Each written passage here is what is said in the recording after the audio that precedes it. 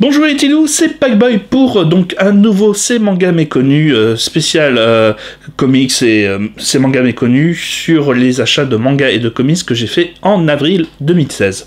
On va pas s'attarder, hein, j'ai un petit peu balbutié, je suis désolé pour le début de l'émission. Je suis enregistré aussi via Periscope, donc enregistrez-vous sur Periscope, mon nom c'est Pakou.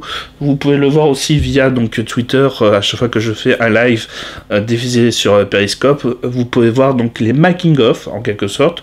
Je vous explique comment je prépare l'émission. Vous me voyez en train de faire l'émission, donc ça peut être intéressant peut-être pour vous, je sais pas du tout. Maintenant, je vais vous parler des mangas et des comics que j'ai acheté pour ce mois-ci. Donc, j'ai acheté j'ai acheté aussi pour mon père deux comics des X-Men intégrales. Ça a coûté 80€, je crois. Sans faire exprès, j'ai pas regardé le prix. Et à la course, ça m'a coûté très cher. Donc, j'en ai eu pour 280€ ce mois-ci. Mais donc, comme je vous l'ai dit, il y a 70 ou 80€ qui sont pour mon père pour son cadeau d'anniversaire. Mais bon, c'est des comics que je lis de temps en temps. Après les X-Men intégrales, donc là c'est des années 70-80. Donc c'est celui de 77-78, si j'en souviens bien, et celui de 86 partie 1. Donc on va dire il faut aimer le côté un petit peu rétro des comics, c'est quelque chose qu'il faut aimer, parce que ça soit aussi bien au niveau du scénario qu'au niveau du dessin, donc voilà, ça a souvent très très mal vieilli, et il faut s'y faire, il faut juste s'habituer, c'est un petit peu comme Team Cell dans Amère Victoire et donc un long Halloween avec de Jeff Leb. Le design est assez particulier, ou par exemple Dark Knight Return, le design est assez particulier, assez vieillot. Si l'histoire vous captive, voilà, vous passerez outre, sinon c'est vrai que ça peut poser problème. Là où justement j'apprécie un petit peu plus peut-être Marvel à l'ancienne que DC à l'ancienne, c'est que justement donc les histoires de DC étaient très très gnangnan cucu dû au fait de la censure du code de censure sur les comics qui est apparu dans les années 50-60, je m'en souviens plus très bien. Il y a certaines histoires bien entendu qui sont un petit peu intelligentes et qui parlent par exemple de société, je pense à Green Arrow, Green Lantern, les deux qui sont ensemble et qui découvrent justement toute la misère du monde. Mais sinon, la plupart du temps, donc c'était un petit peu, donc il y a un nouveau méchant, le gentil le tape et voilà, c'est gagné, c'est fini. Alors que X-Men, par exemple, parle plus ou moins de racisme et tout dans la société. Donc il y a des thèmes plus ou moins adultes et toujours de société dans les anciens Marvel, alors que dans DC Comics, ça dépend de quelles histoires. Maintenant, on va parler de ce que j'ai acheté et non pas ce que j'ai offert pour mon père. Alors, j'ai commencé par les deux mangas que j'ai lus, hein, donc j'en ai profité pour lire Medaka Box 22, le dernier tome de la série. Donc la série est terrible, je regarde un petit peu sur le Periscope de temps en temps pour vérifier et répondre aux questions si besoin. Medaka Box tome 22 donne enfin un long final pour cette série qui l'a mérité. Bon, toujours beaucoup trop dialogué par moment, surtout que là à la fin c'est peut-être plus inutile puisque là il n'y a plus de combat farfelu et tout, mais donc c'est l'esprit, ça veut toujours dialoguer et faire en sorte d'être compréhensible par moment. Mais derrière, voilà, ça permet de se donner une dernière page avec tous les héros qu'on a connus. On a ensuite une ellipse d'ailleurs de à peu près 10 ans. Donc ça nous permet de savoir qu'est-ce qu'ils sont devenus et enfin de donner un final assez important, peut-être plus mélancolique qu'avec un véritable twist final, hein. Tout le monde s'attend à comment ça se finit. Ça reste un shonen du Weekly Shonen Jump, donc pas de surprise. Ensuite, Prisonnier Riku, tome 14, où là, donc, débute, j'ai envie de dire, le nouvel arc, avec les nouveaux personnages, et donc le plan d'évasion qui va bientôt se faire. Là, c'est pour créer la Dream Team avec lequel ils vont s'évader en se mettant dans la même cellule. Donc une grande avancée pour Prisonnier Riku. J'espère que ça va continuer dans le style, j'aime toujours autant. Vous avez un C'est manga méconnu sur Prisonnier Riku qui est sorti. Donc vous savez qu'est-ce que j'en pense.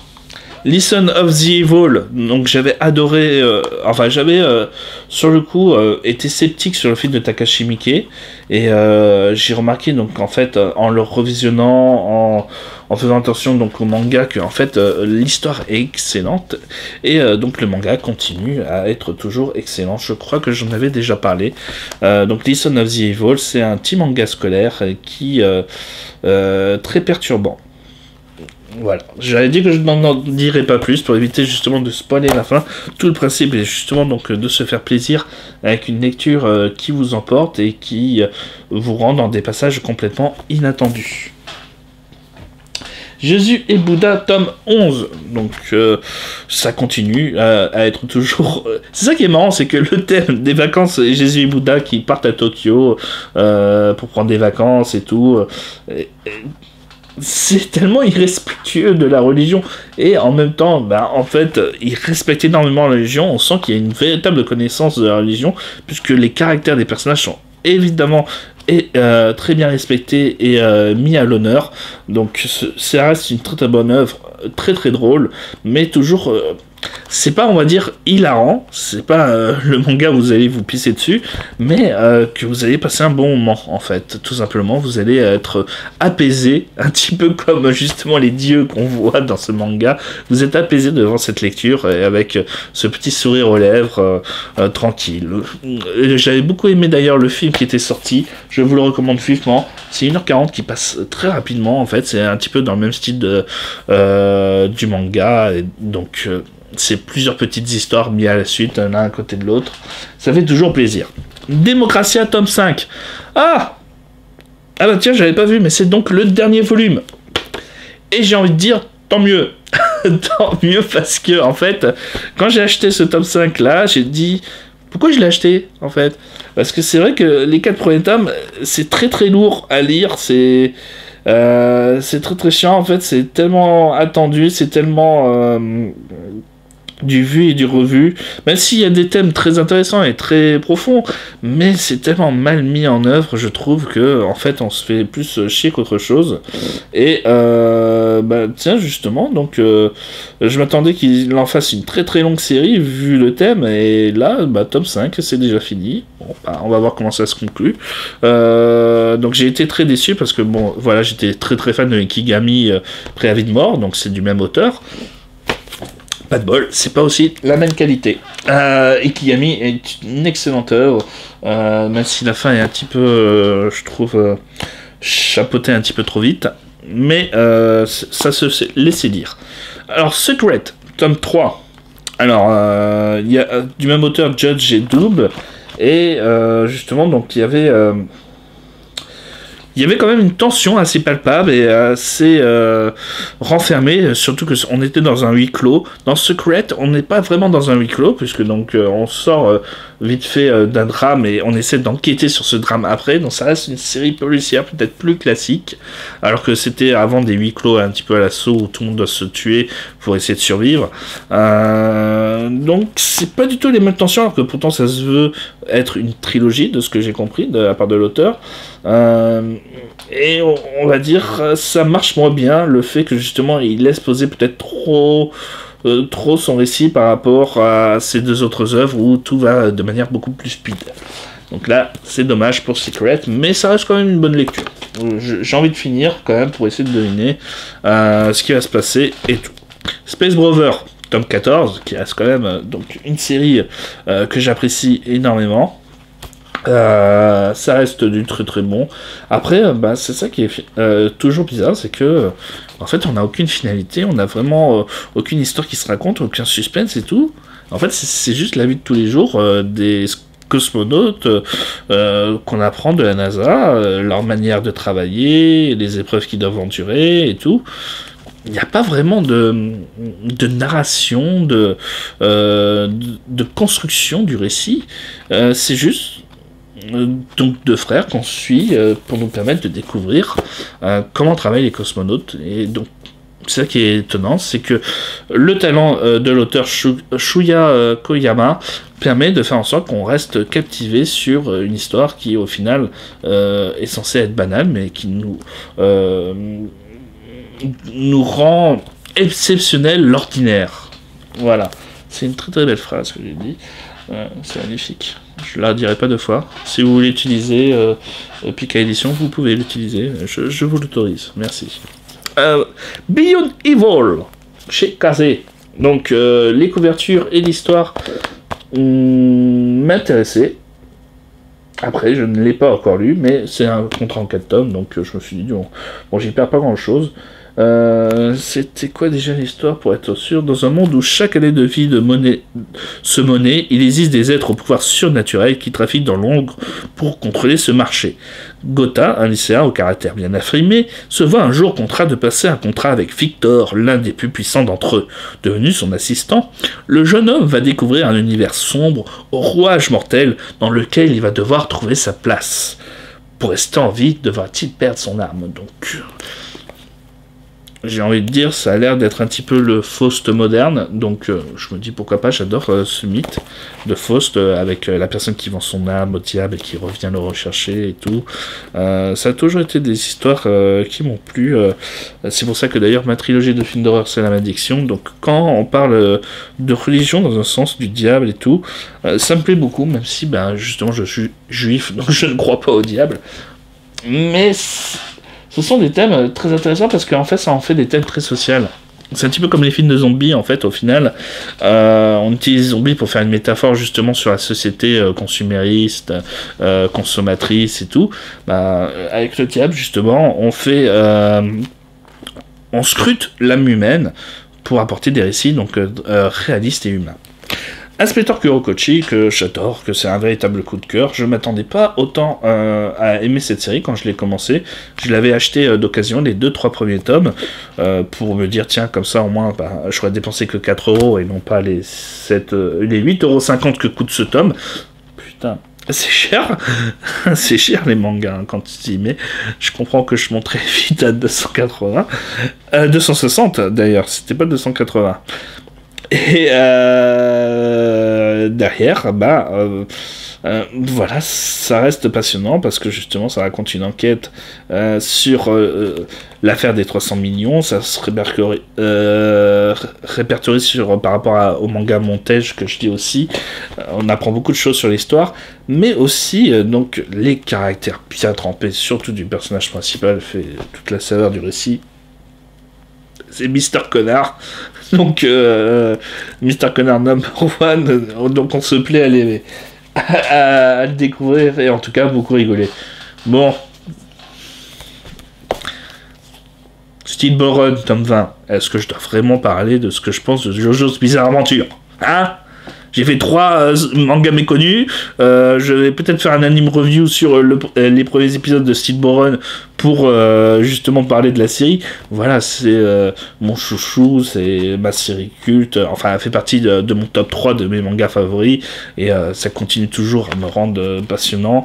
C'est Steel Ball Run, par contre, c'est comme à la fin de la saison 6. Hein, les derniers pouvoirs là, de la saison 7, c'est un petit peu mindfuck hein, quand même. Hein. Il faut vraiment avoir l'esprit très concentré pour s'en souvenir de quoi ça parle, de comment ça se fait. En plus, maintenant, il essaie de nous apprendre les maths. Hein. C'est vraiment un orfèvre hein, qui nous apprend. Il essaie de nous apprendre les maths avec la géométrie, avec donc justement le carré parfait et tout ça, le triangle parfait pour faire en sorte justement de combattre. Et tu te dis, hey, tu essaies de m'apprendre des choses là, espèce d'enfoiré, hein, c'est un manga éducatif là. Bah voilà, et pourtant derrière, ça reste fun, c'est Steel Ball Run, c'est tout. Bon, comme j'ai dit, donc les deux que j'ai lus, c'est Prisoner Riku, tome 14 et Medaka Box 22. Donc les autres, je les ai pas encore lus. Je peux pas vous donner l'avis sur le tome, mais je peux vous donner l'avis sur la série en général, puisque ce sont souvent donc des suites de séries que j'achète. On va passer aux comics. Et oui, parce que maintenant j'essaie de faire en sorte qu'on s'intéresse un petit peu plus aux comics sur ma chaîne YouTube, donc j'espère que vous apprécierez. J'espère que les personnes qui regardent l'émission apprécient aussi sur Periscope. On va parler de Superman Univers tome 1. Donc, bien entendu, pour être un petit peu putaclic, ils ont mis une histoire justement sur Batman et Superman qui vont devoir combattre ensemble et s'allier. Il paraîtrait que c'est très très bon. Donc voilà, ils ont préféré faire des vieilles séries. Je ne sais pas ce que ça vaut, mais donc voilà, au lieu d'être assez putaclic et faire une série qui serait peut-être plus commerciale, j'ai envie de dire comme celle de Jeff Lemire qui a au moins un design récent, là ce hors-série sur Batman, sur Superman Univers utilise des graphismes anciens, donc bravo à Urban Comics qui essaye. donc de vendre des séries qui sembleraient sont bonnes. J'ai vu la critique sur DC Planet, il lui donne 4 sur 5 au récit, donc avec des graphismes anciens. Donc c'est surtout des récits importants, j'ai l'impression, ou des récits cultes, avant tout d'être une série putassière. Donc Urban Comics, chapeau. Essayer de faire aimer les anciens comics, c'est une bonne chose. De profiter du buzz pour vendre des anciens comics qui seraient bons, c'est une bonne chose. Alors, Infinite Crisis tome 5, le dernier tome de la série. Donc enfin, les 4 premiers tomes, c'était pour préparer la crise qui arrivait sur l'univers DC, et qui va donc faire en sorte de remettre le multivers en place chez DC Comics, l'éditeur. Et là, donc, nous avons enfin la crise. Tout le reste, c'était des previews de la crise avec des conséquences qui vont entraîner d'autres conséquences jusqu'à la guerre totale. Et on entre dans cette guerre totale, enfin, pour essayer de se combattre pour le multiverse et de faire en sorte que ça revienne. Donc, je ne l'ai toujours pas lu, donc je ne peux pas vous dire qu'est-ce que j'en pense. Mais en tout cas, pour moi, les Crisis ont toujours été des bons events. Chez la part de DC Comics, ce sont leurs gros events. Ils en ont eu 3 principales et 4-5 Identity Crisis, en quelque sorte, qui est une crise, mais un petit peu plus pas légère, j'ai envie de dire, mais plus petite dans le sens où voilà, elle interagit avec moins de personnes et tout ça sur les personnages, alors que donc la plupart du temps les grosses crises, les 3, donc Crisis on Infinite Earth, Infinite Crisis et Final Crisis, ont à chaque fois dû faire appel à des milliards de Superman, des milliards de Batman, des milliards de... enfin voilà, c'était tous les univers qui étaient touchés, et c'était un bon gros bordel, mais ça permettait justement de remettre un petit peu les choses à plat. Deadpool, Marvel, no, Tom 3, je le fais bien en anglais. Alors, j'adore Deadpool, donc je suis allé voir 3 ou 4 fois le film au cinéma, je m'en souviens plus. 3 fois, et une fois de manière pas très légale. Mais en tout cas, j'achèterai les DVD, tout ça. Et j'ai adoré le tome 1 de Marvel Now de Deadpool, avec la nouvelle équipe créative, avec le reboot qui a été fait de la part de la série avant Secret Wars. Et j'ai bien aimé le tome 2 aussi, même s'il était légèrement plus décevant, mais ça reste du très très bon, donc j'espère que le tome 3 sera dans cette suite logique. L'équipe créative qui est dessus, en tout cas, a permis de rendre peut-être plus pop culture le personnage. Il est devenu moins sanglant, moins effrayant, mais qu'est-ce qu'il est toujours drôle, et c'est ça le plus important, j'ai envie de dire, pour moi, dans un comics Deadpool. Les grands entretiens de la bande dessinée Bruce Timm pour le number 1. Alors, donc il semblerait que ça... moi je croyais que c'était un artbook au début. Alors voilà, vous voyez ça, là, vous pensez que c'est un artbook. Et en fait, pas du tout. Il y a même très très peu de dessins au final, il y a des petites pages de dessins, mais en fait donc vous avez des interviews du grand maître Bruce Timm, qui est donc le créateur, hein, si vous n'avez pas souvenir, de Batman la série animée, de Superman la série animée, de Justice League la série animée, de Justice League Unlimited la série animée, de Green Lantern la série animée, enfin voilà, il a fait... des tonnes de dessins animés, de fous, de malades, de mental. C'est un petit peu grâce à lui que je me suis mis dans les comics. C'est grâce à lui que je regardais des dessins animés comics, en tout cas, dans ma prime jeunesse, et qui fait que j'ai tous ces DVD, hein, j'ai tous achetés. Faites de même d'ailleurs, parce que ce sont d'excellentes séries. Et ça va me permettre peut-être, en tout cas j'envisage, maintenant que j'ai ça, peut-être de faire un total Bruce Timm, parce que c'est un gars que j'apprécie énormément, que je trouve fabuleux, que ce soit dans son histoire de sa vie, que sur justement les dessins animés qu'il nous a apporté, et la folie qu'il nous a apporté, et son style qu'il nous a apporté, qui est assez unique. Et donc ça, je l'envisage, dans le sens où, justement, je recommande énormément de regarder toutes les productions de ce type, qui s'occupe actuellement donc de la production des DC Universe Original Movie, qui sont donc des séries de DTV animées de l'univers DC Comics et qui donc propose des récits souvent adaptés de comics, mais des fois de temps en temps des œuvres originaux. Donc voilà, je recommande. J'ai envie de dire, je garde le dernier, j'en dire un des meilleurs pour la fin, parce que je l'ai déjà lu. Mais je l'avais jamais acheté parce que je crois qu'il était plus trop disponible à l'époque, donc je l'avais trouvé téléchargé et tout ça, et si je voulais l'acheter, je crois qu'il fallait que je débourse une 50aine d'euros, alors que comme vous pouvez le constater, le récit est très très court, et j'avais pas envie de dépenser 50 euros pour ça. Et là, donc, Urban l'a enfin décidé de le ressortir, je suis même étonné qu'il décide de le ressortir que maintenant. Alors, c'est Les Derniers Jours de Superman, de Alan Moore. Alan Moore, c'est Watchmen, c'est Killing Joke. Je suis pas un très très grand fan de toutes ses œuvres, mais Alan Moore, c'est du grand. Et ce genre d'œuvre, Les Derniers Jours de Superman, ça fait partie d'une de mes œuvres préférées sur le personnage. Qui fait que justement, donc pour moi, c'est sûrement un des meilleurs récits sur Superman, un récit complet. Ils ont rajouté des petites histoires courtes sur Superman de Alan Moore en plus. Parce que bon, voilà, faut dire la vérité, Les Derniers Jours de Superman, ça dure pas super longtemps, mais derrière, voilà, c'est vraiment du culte. On se fait une idée justement de ce qu'est Superman dans la vraie vie, tout ça, c'est très philosophique tout en prenant beaucoup de scènes d'action. Malgré le design un petit peu vieillot, moi je trouve que ça passe beaucoup plus simple. Donc voilà, c'est un petit peu ce que je disais justement. On a souvent donc dans les comics des fois des graphismes un petit peu vieillots, mais si le scénario fait tout, derrière ça ne gêne pas. Et cette œuvre-là, son graphisme vidéo ne fait pas du tout gêner la narration et le récit, et même j'ai envie de dire ça fait en sorte qu'on trouve que le dessin est magnifique parce qu'il est en parfaite adéquation avec le récit. Et ça, c'est un truc que j'avais pas trouvé avec Dark Knight Return. Dans la partie animée, par contre, dans le film animé, j'ai beaucoup préféré les films animés en deux parties que la partie comics de Dark Knight Return. Je pense que je fais peut-être une allergie au design de Frank Miller. Mais en tout cas, voilà, c'est un excellent récit. Je vous le recommande vivement. C'est du classique, c'est du culte. Vous n'avez pas besoin d'apprendre grand chose sur Superman.